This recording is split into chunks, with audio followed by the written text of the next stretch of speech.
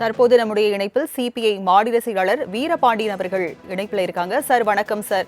Sir, மத்திய கல்வி அமைச்சர் தர்மேந்திர பிரதான் பதவி விலகி இருக்கிறார். மாணவர்களுடைய போராட்டம் வெற்றி அடைந்திருக்கிறது. முதல் கோரிக்கை நிறைவேறி இருக்கிறது.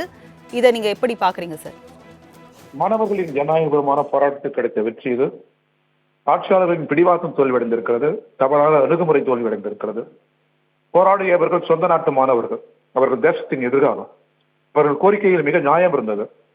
அந்த நியாயங்களை ஒன்றிய அரசு உணராமல் இருந்தது. ஒற்றுமையான ஜனநாயகபூர்வமான அகிம்சை முறையிலான இந்த போராட்டம் வெற்றி பெற்றிருக்கிறது. நீட்டை முழுவதுமாக விளக்க வேண்டும். மாணவர்களின் உணர்வுகளுக்கு மதிப்பளிக்க வேண்டும். சார், தமிழகத்தை பொறுத்த வரைக்கும் நீட் தேர்வு முழுமையா ரத்து செய்யணும் அப்படின்றத முன் வச்சு போராட்டத்தில் ஈடுபட்டிருக்காங்க. டெல்லியை பொறுத்த வரைக்கும் முறைகேடை கண்டித்து தான் இந்த போராட்டத்தில் ஈடுபட்டிருக்காங்க.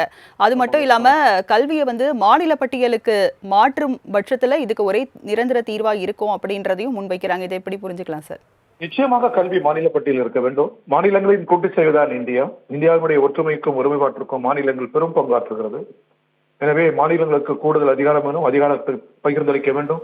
ஒன்றியத்தில் அதிகாரம் குவிவது என்பது ஜனநாயகத்திற்கு பெரும் நெருக்கடிக்குள்ளாக்கிவிடும். எனவே கல்வியை மாநில பட்டியலுக்கு மாற்ற வேண்டும் என்பதில் மிக மிக அறிவியல் பூர்வமான தன்மைகள் அடங்கியிருக்கிறது. அதுதான் சரியானது.